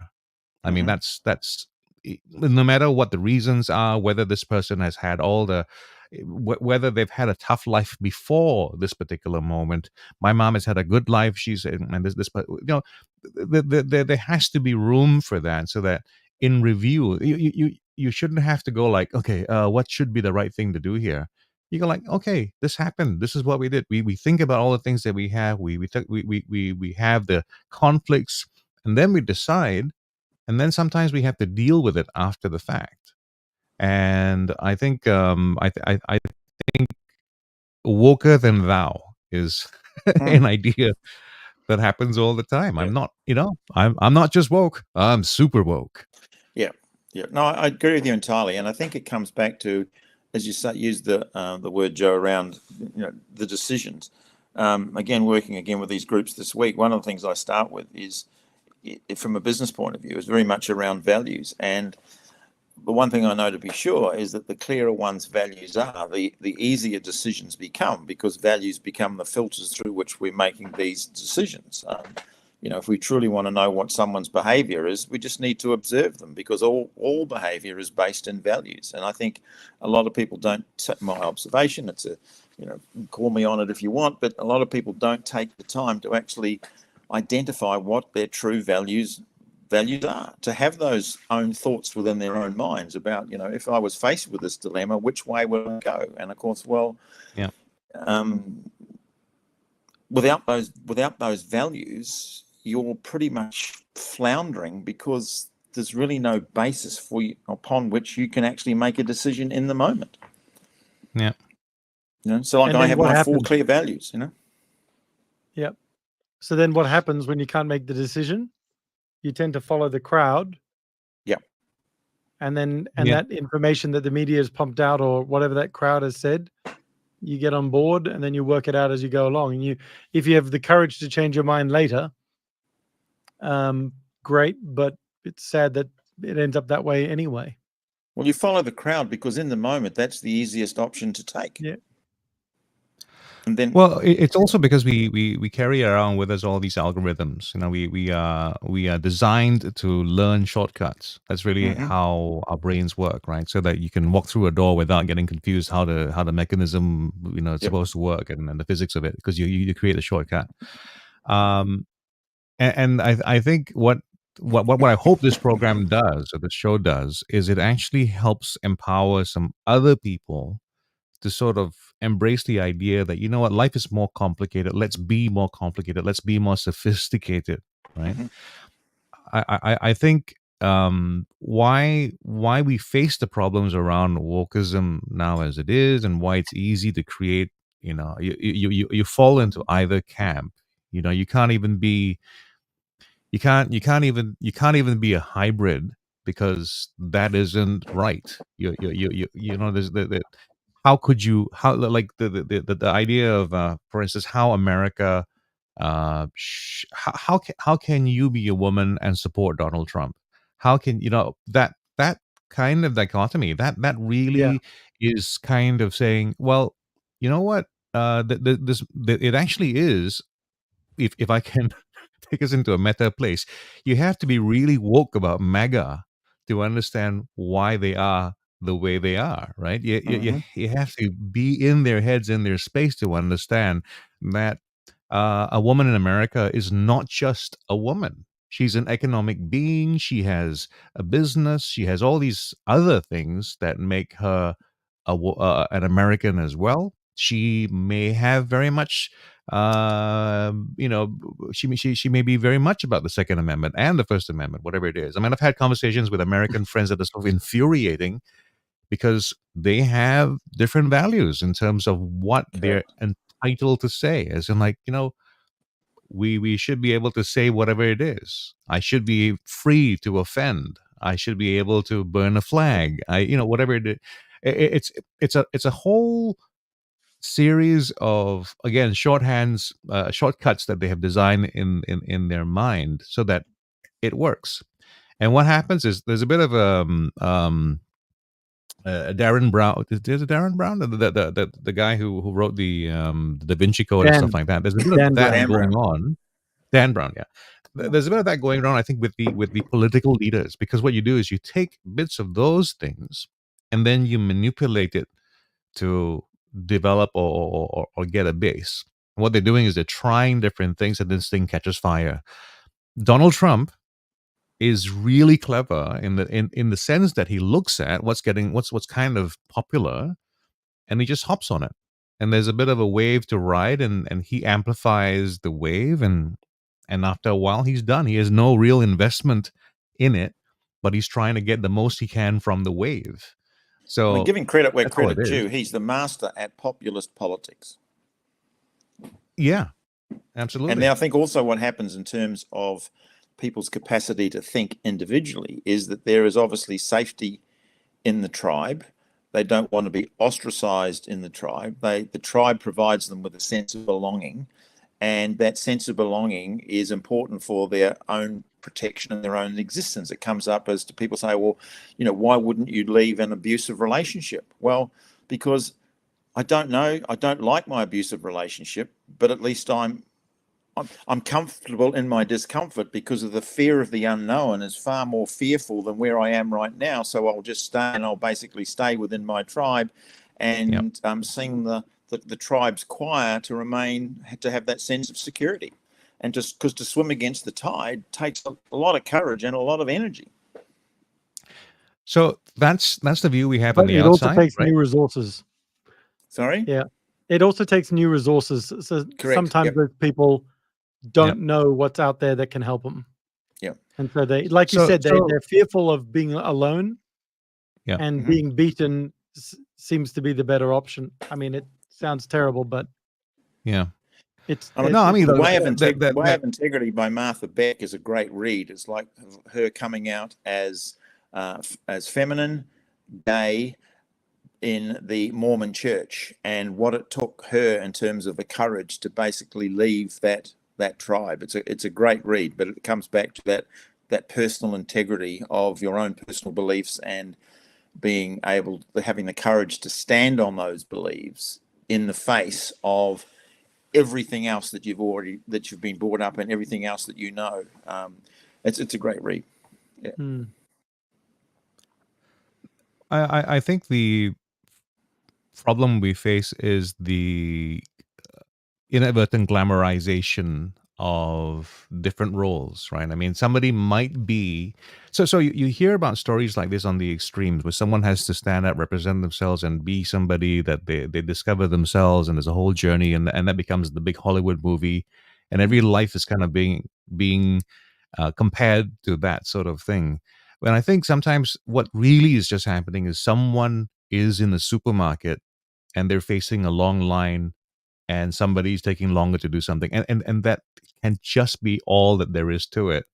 But then we look at things through a filter, and someone can see that the economic system is busted because this is what happened. Someone can see that there seems to be a certain kind of person that's working behind the counter, and that reflects something that's happening with the immigration story.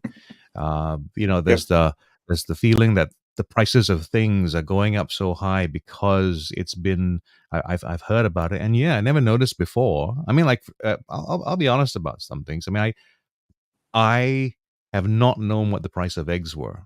I still don't know for sure the price of eggs. And if you ask me, do I know the price of eggs today? I don't. But if I'm asked about the price of eggs and suddenly I see that the price of eggs now is $3 something a tray in Singapore, and I have a reference point that is the last time I was told about the price of eggs when I was a kid was 12 cents. It's a viable story, right? Yes. So the same we can apply to things like wokeism. We can say, okay, there's things like we talk about institutional racism.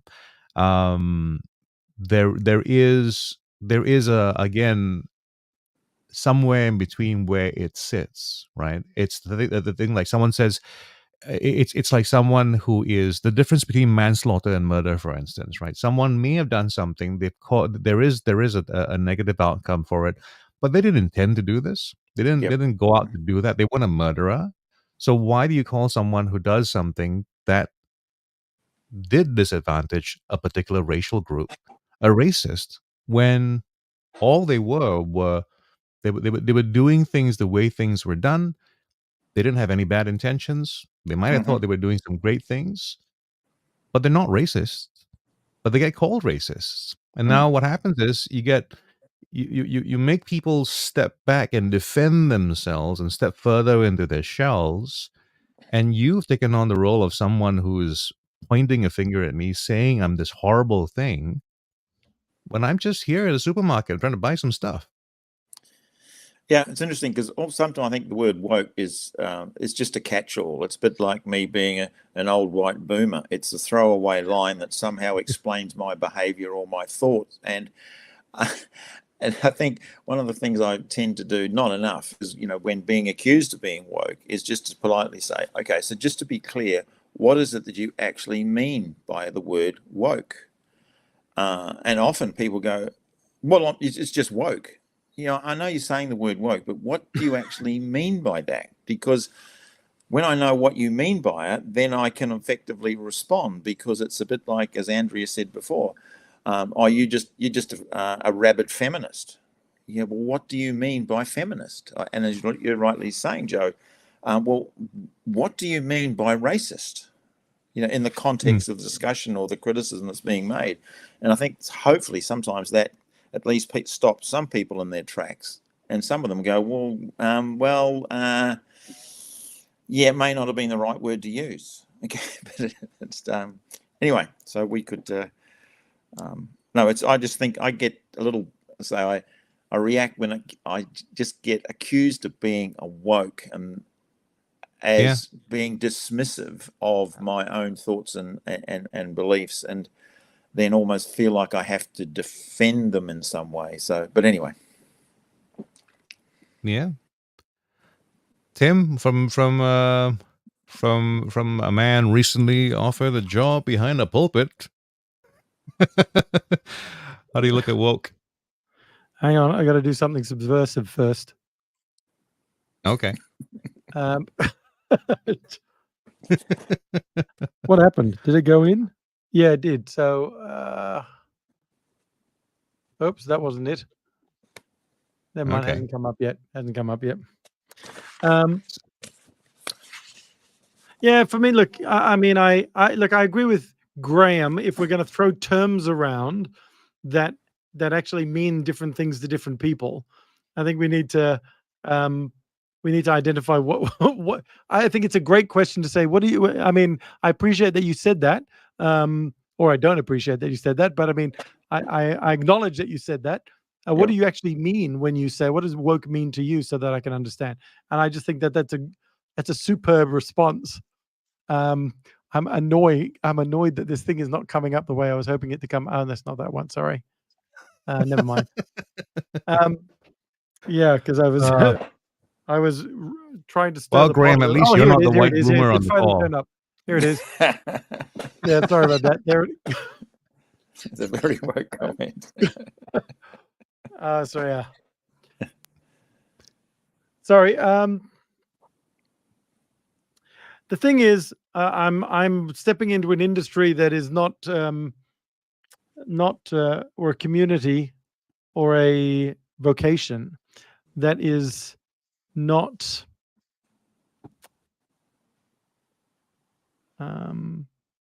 I guess being ostracized or attacked or demeaned or whatever is not foreign to people in this vocation, because it's a belief system, and you could argue that there's a justification that some people are angry if that belief system is being shoved down their throat, and I can appreciate that. But if that belief system is being presented or at least lived, then to be labeled or attacked by it is, I mean, it's part of the gig, I suppose, but it's also it's reinforcing to those in that vocation that the world is in trouble, and there is a I mean, I guess I go back to the individualism versus community aspect of it, because I think what most people miss or lose or have lost is a sense of real community. And I think the religious institutions, not as a broad sweep, but some of them offer that community, but so does a football club, and so does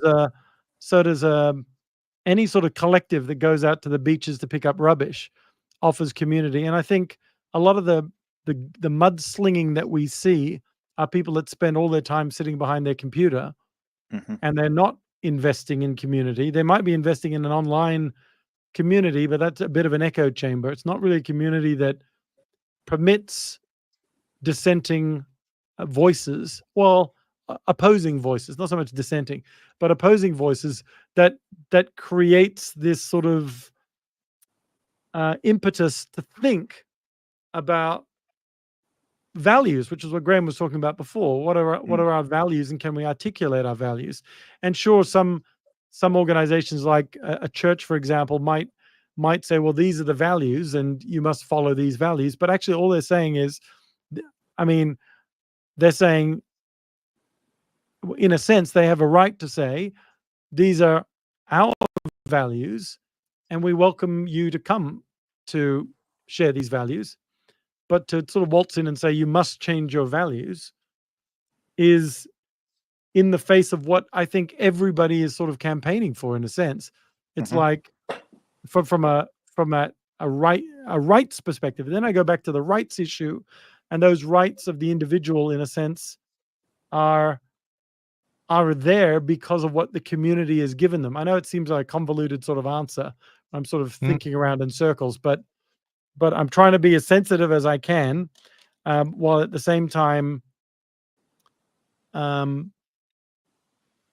I haven't articulated why I'm going into that direction, but I don't think I need to, other than I think the world needs hope, and I think I don't think the world needs false hope. I think the world needs hope, but I also think the world needs community, and I think the world needs people who are willing to sit down with them and give them that sort of sense of pastoral care and to listen to them, to be heard, whether that's in an old folks home, and they do exist here where people abandon their kids, and not their kids, their parents, but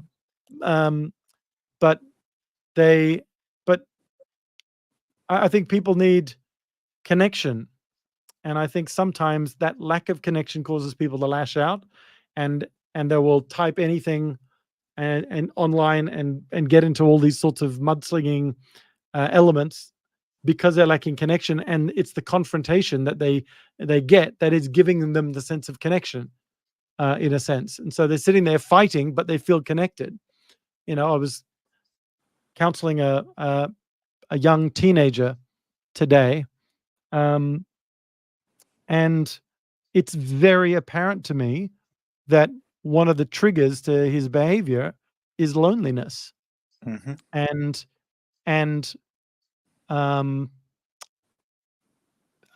parents who are trying to control him rather than trying to journey with him as he goes through puberty and hormonal, this huge flood of hormones as he's going through this time in his life, and sort of, I think that's what we're missing. So I don't know if that answers your question. I just went off on a little rant, but Yeah. but I guess that's where I kind of am at. I think there's a problem below the language, and I Yeah. think the language is, I think the problem below it is quite clear, actually, and simple, to identify. It's just difficult to solve because we're talking about community ecology, and that's been shifting and changing, partly through technology, but partly through the way that the world, I guess that technology and the way that the world accesses each other has changed. Yeah. Well, I mean, let's talk a bit more about the idea of the woke mind virus itself. I mean, we talked about the things at the periphery a bit, right? So, is there a virus? Do you think it behaves like a virus? Should there be a vaccine? Should there be, some other approach that would make it sit more comfortably? Should we relabel it like they did the coronavirus? Well, I guess, when you ask the question, should there be a vaccine, it almost implies that it is currently a disease that needs to be fixed. Whereas to me, it's just someone that has an alternative point of view, or you ask the question, Tim, as to, why you've gone down this particular path. Well, my observation would be because that particular path is totally in alignment with your personal values. Yep. Yeah, I mean, Let's so hark I back mean, I to- was thinking about context, right? So you think about where, like, for instance, here's the kind of thinking that makes me cancelable, right? I think of religion, and I think about the arrival of an insurgent by the name of Jesus. Who enters a society where there's a certain way of doing things, certain way of dealing with justice, certain way of looking at who is supposed to be, who is respected in this society, who is not, who has done things that they should not be forgiven for. And this insurgent comes in with his ideas of how it should be, and it kind of reflects some of the thoughts that people have already had. They think this is a pretty good idea. This is actually good behavior. But at the same time, he's also kind of saying to those around that go like, this is what you're doing isn't quite right. For those of you who haven't, yet let he who has not done this throw the first stone. Right? I mean, so there's all this. There's a lot of affronting behavior that comes with this. And yet there is value in it, and you can. What have you got there? I can't see it. There is all that coming into it, and like for me, I do feel that there is there is great value to what woke invokes, right? I mean, there's definitely a lot of that, right? Mm. But we also have to go like, well, what kind of what kind of extremism comes along with that, right? I mean, do you consider the damage of property an okay result of this? Do we consider things like, for instance, one of the things that I was that I found out about on the way to this today was the Black Lives Matter movement, for instance. I agree with the idea of it, but it's now been found the people behind it actually had a pretty good financial incentive to go on that path. The people who were behind Black Lives Matter, the movement, made money. They it was for them. It turned out to be a for-profit situation. Now, it's not that I believe that you can't be financially successful or you can't thrive from something you believe in, but there's now additional information to say that some of these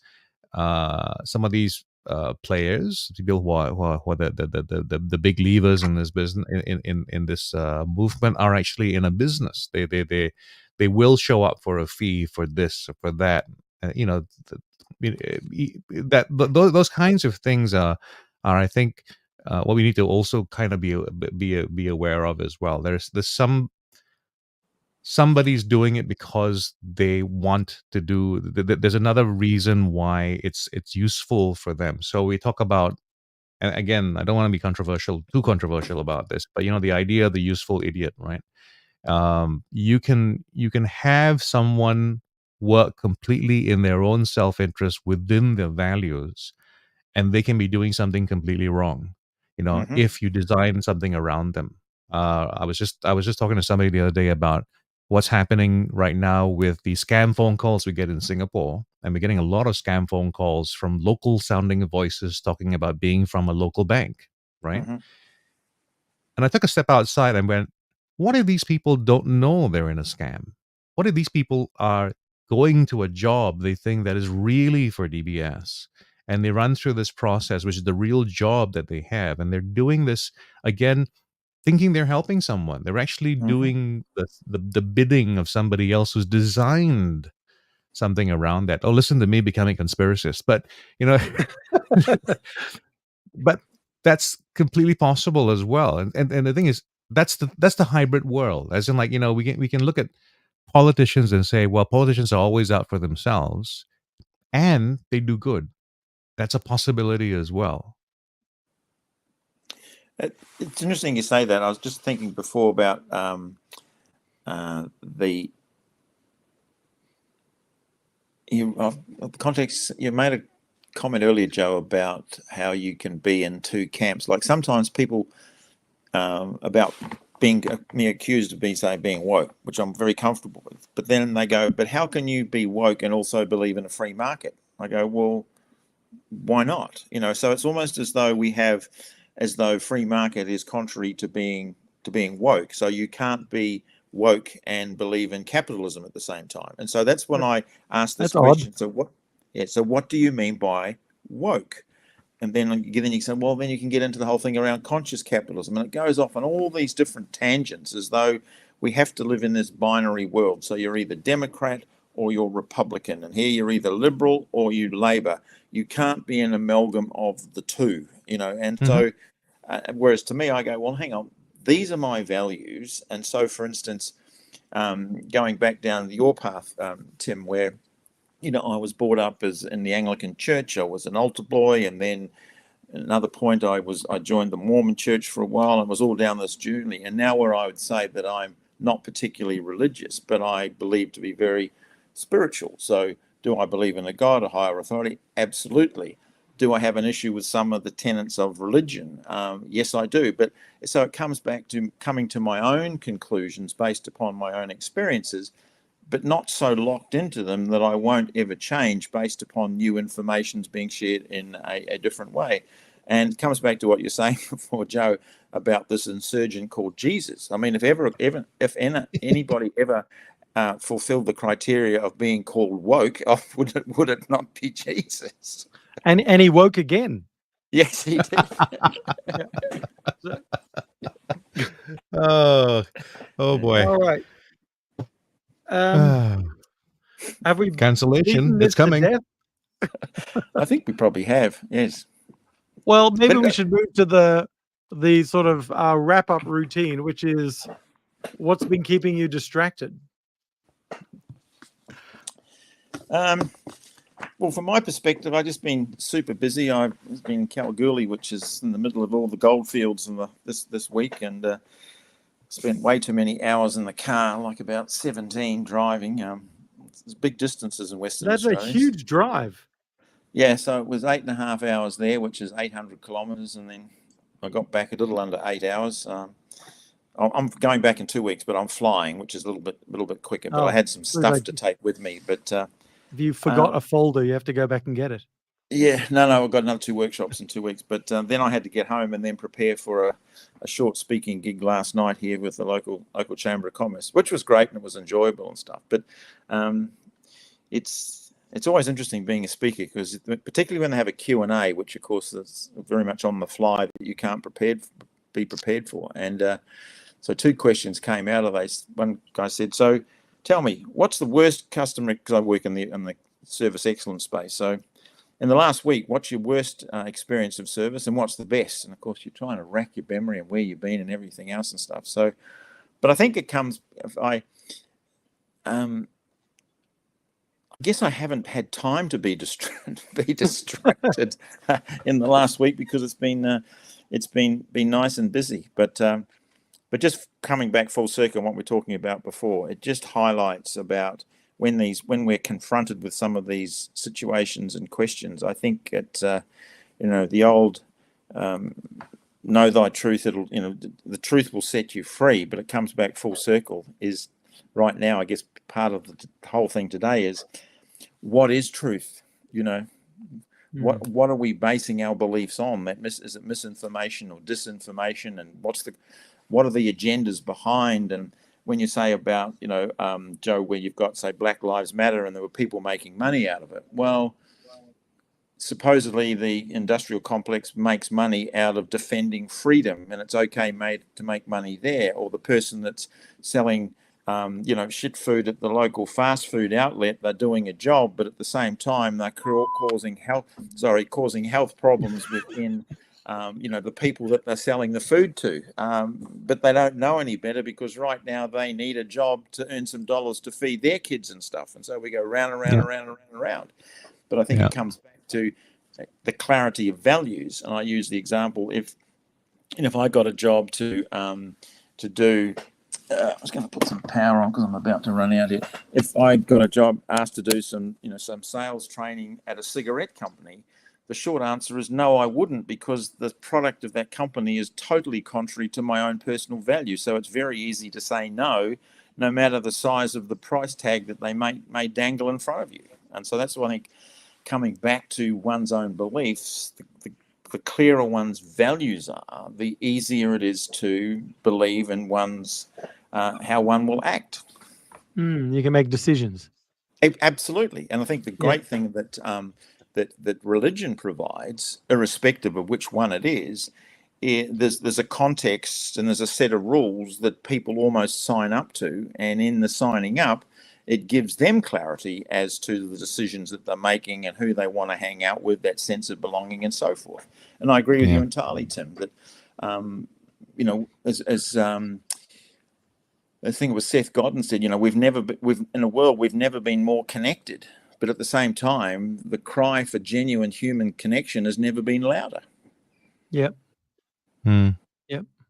And I guess one corollary there is you can sign up for the values, but if you're fighting with somebody in the car park after the church service, you've got to live them too. Correct. Yeah. Yeah. Well, in my workshops, I talk about a value not lived is not a value; it's just an aspiration. Yeah. Yeah. Right. It's an HR message on the wall that everybody ignores. Absolutely. I Joe, think what's we keeping you also should give ourselves just about that, just to give ourselves a little bit of grace, to use a term, to accept that, you know what, many times we're not the men that men or women, we're not the men that we wish the world would know, but we're working on it. Yeah. Yeah. Yep. And everybody's in the same boat. Yeah. Well, when it comes to what's distracting me right now, I've been spending a lot more time. Well, first of all, I'm just at the tip of the iceberg. Did you know that the series Frasier was relaunched? Oh, No. I hear Okay, so something they're in about their that? second season. They're in the Yeah. second season. Frasier obviously is a lot older. Some people Yeah. have died, but some people have grown up. New So it's the stories. original Kelsey Grammer? It's the original Kelsey Grammer, and it's Wow. And his him. brother? It's him further down the road. It's I think it's about 20 years on in terms of storyline. That's kind of fun. I'm just getting into it. But the time that I'm spending most with now actually is with a series that everyone has had too much of, and I think people just lost sight because they were just so good for so long. Modern Family. I've never Now, watched it. No. Are they still going? No. They came to a graceful end, but towards the end, people were just saying like, "Oh, it's just getting boring" and what have you and all that. But it's just such a it's because I think we are in a world where our attention span and a need for something new is it's much more than before. Yep. So when Frasier first came out, it did 12 seasons before it came to a nice round, a nice ending, and then of course now we have a new reboot. I don't think that the world today has that capacity, with the exception possibly of the Real Housewives, and The Bachelor, of going for 12 seasons of a story. We just had to go like, no, this is it. We're done with that. With the exception of things like your soap operas and whatever, where it's an infinite loop of I was dreaming, I wasn't. But do you think the Fraser reboot is sort of indicative of a desire? I mean, it's probably marketing, obviously, but a desire to go back to a time, to connect to a time 10, 20 years ago where things weren't as nuts. I mean, are they speaking to that, do you think? Quite possibly. Is there a nostalgia coming in?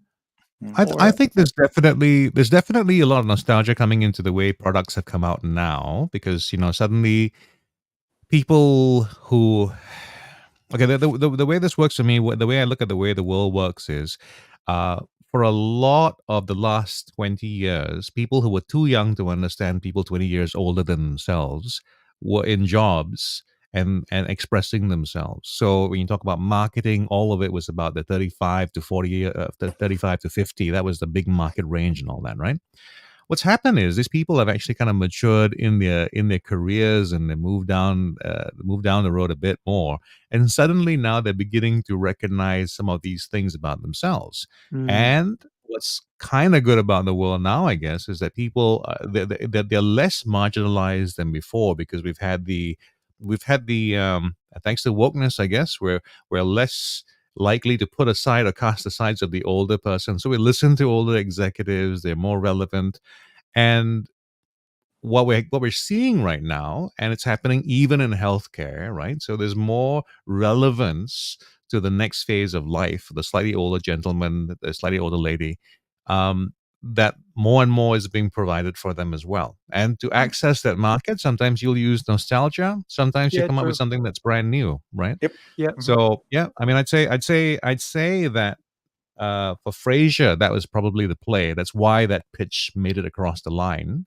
Yep. And it's interesting as well if you watch it. They've got some new characters, which are so that there is the heart of Frasier, which is where it's about Frasier Crane, the same character now leading his older life. But you also see the new characters now, where the sons of the characters that were in the original show have now grown up to become young adults with their own problems and their interaction now with an older guy. I see. So is he still the same radio jock psychiatrist? I He think must be doing this. He moved must be on. He's online. moved on. He's actually circling the drain of academia. He's Oh, okay. The drain. Well, for me, it's just been assignments, I'm afraid, and it's I got 3 more to go. I got a test on Monday about Hinduism and Islam and Buddhism and Judaism and Chinese religions as well. So it's a whole bunch of stuff, which is quite daunting. I just need Sounds to good, read though. that before Monday. Yeah, revise it all. But it's good. What you need to do is find the right YouTube video and play it at 2 times speed while you're napping. I've got an app that'll read me the book at 2 times speed while napping. I found the napping part doesn't help. I probably need to get in the car and drive to Kalgoorlie. Well, I got through 2 Audible books, one there and one back. So Wow, it was 8 hours fantastic. each. Yeah, so that's why I enjoy my driving, because I don't waste the time. So I got through Will Guidera's new book, Unreasonable Hospitality, and Kim Scott's Radical Respect on the way back. So both were about Lovely. good 8 or 9 hour books. So. Hey, Graham, it's been really nice to chat with you again. It's nice to have you back on the show. Likewise, gentlemen. Thank you for sharing with us.